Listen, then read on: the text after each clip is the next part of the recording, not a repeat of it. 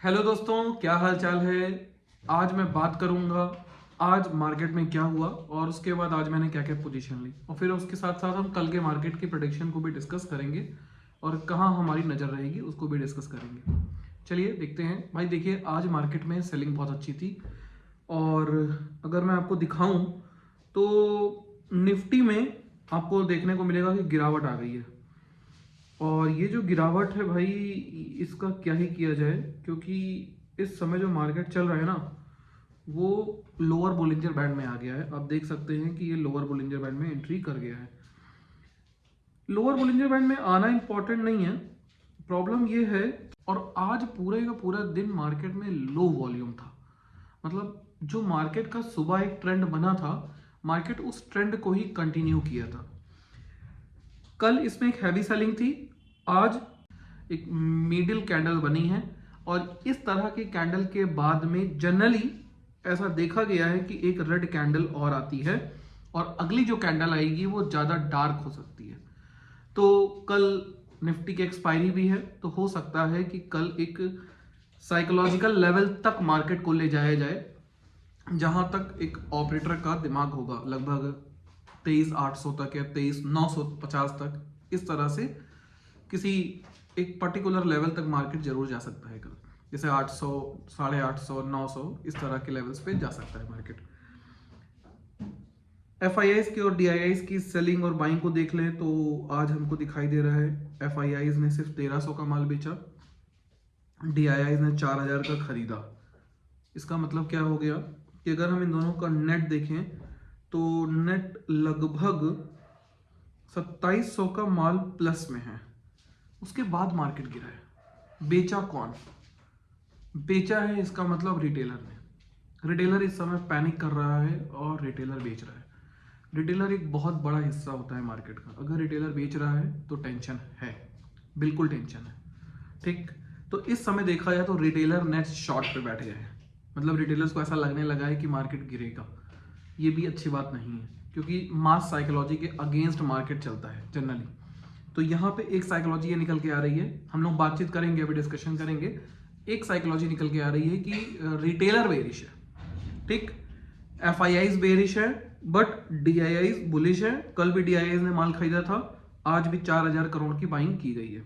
ठीक है, अब हम बात करें कि आज हमने कौन कौन सी पोजीशंस बनाई थी। तो आज हमने पॉलिसी बाजार में काम किया था। मार्केट के ओपन होने के करीब हम लोगों ने 20 मिनट बाद पोजीशन बनाई थी और पहले हमने इसमें शॉर्ट की पोजीशन बनाई थी, पुट बाई किया था और पुट बाई करने पे हमें रिकवरी ले ली थी। लगभग हमारा इसमें अच्छा प्रॉफिट हो गया था, प्रॉफिटेबल ट्रेड थी। फिर थोड़ा सा लॉसेस भी हुए थे, क्योंकि जो इसका मेजर ट्रेंड है पॉलिसी बाजार का वो बुलिश था मेरे हिसाब से और मार्केट के अकॉर्डिंग भी यही था। तो मैंने यहाँ पे एक कॉल साइड में एंट्री ली थी और जिसका मेरा स्टॉप लॉस हिट हो गया था, एसएल हिट हो गया था। एसएल हिट होने के बाद में मैं दोबारा से इस एक्यूमुलेशन पार्ट में घुसा था और मैंने यहाँ पे एंट्री बनाई थी और इसका मेरे को एक बढ़िया प्रॉफिट बना था। फिर उसके बाद तो आज मेरा पॉलिसी बाजार अच्छा ट्रेड हुआ और आज मैंने पॉलिसी बाजार में एक अच्छा प्रॉफिट बुक किया। अभी मैं आपको दिखाऊंगा स्क्रीनशॉट उसकी भी। साइंट में मैंने एक पोजीशन बनाई थी, शाइंट का ट्रेंड बेरिश है और मैं इस पर थोड़ा सा बेरिश हूँ अभी फिलहाल। बट जो शाइंट की पोजीशन है वो अभी तक मेरी कैरी है, मतलब मैंने अभी तक उसको स्क्वायर ऑफ नहीं किया है, मैं उसको कैरी कर रहा हूँ क्योंकि मेरे को उम्मीद है कि शाइंट अभी और बेरिश होगा। अब बात करते हैं, एक और ट्रेड ली थी मैंने, एलएनटी में ट्रेड ली थी। तो एलएनटी की जो ट्रेड हुई थी वो काफ़ी लेट हुई थी और इसमें मैं पुट साइड में एंट्री किया था इस पॉइंट के आसपास। और इस पॉइंट के बाद जब मैंने पुट साइड में एंट्री ली थी तो फिर उसके बाद से ये जो सेकंड कैंडल आई थी, इसकी थर्ड कैंडल, इस कैंडल ने मैंने एसएल हिट हो गया था और मैं बाहर हो गया था, ऐसे मेरे को लॉस हो गया था। और अगर हम बात करें नेट टू नेट पोजीशंस की, तो नेट टू नेट मेरी पोजीशंस का स्क्रीनशॉट ये है। पॉलिसी बाजार में मैंने आपको बोला ना, पुट साइड में मैंने बाई किया था और कॉल साइड दोनों मैच पैसे बने थे, पुट और कॉल दोनों साइड से।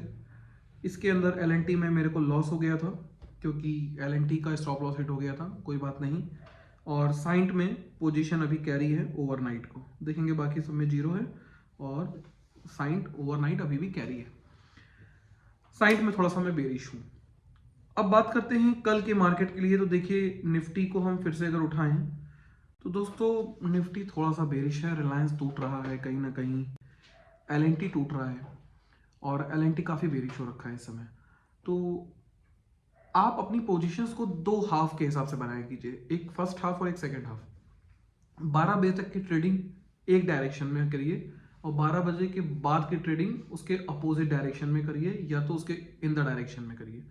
तो जनरली कोशिश ये कीजिए कि एक हाफ तक ही ट्रेड को रखिए, मेरे कहने का मतलब है उसको कैरी सेकंड हाफ में मत कीजिए, क्योंकि सेकंड हाफ में अगर रिवर्सल आता है तो आप फंस सकते हैं। बात समझ रहे होंगे।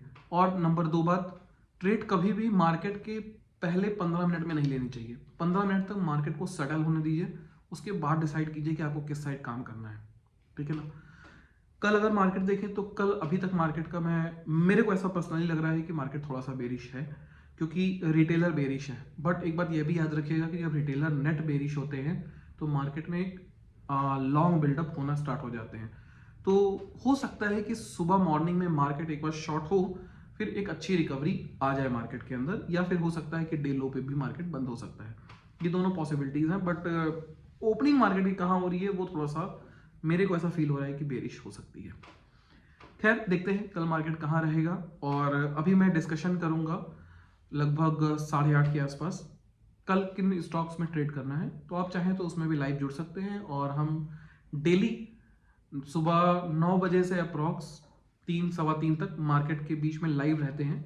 तो आप उसमें भी हमारी ट्रेडिंग को देख सकते हैं कि हम किस तरह से स्टॉक सेलेक्ट कर रहे हैं, कौन से ऑप्शन में बाई कर रहे हैं, कौन से ऑप्शन को इग्नोर कर रहे हैं, कहाँ पे डेल्टा, कहाँ पे थीटा, क्या चीज़ देखना जरूरी होता है ऑप्शंस में। अगर आपको सीखना है तो आप लाइव हमसे जुड़ के सीख सकते हैं। चलिए इसी के साथ आज की सेवा समाप्त करेंगे। जय श्री राम, बाय।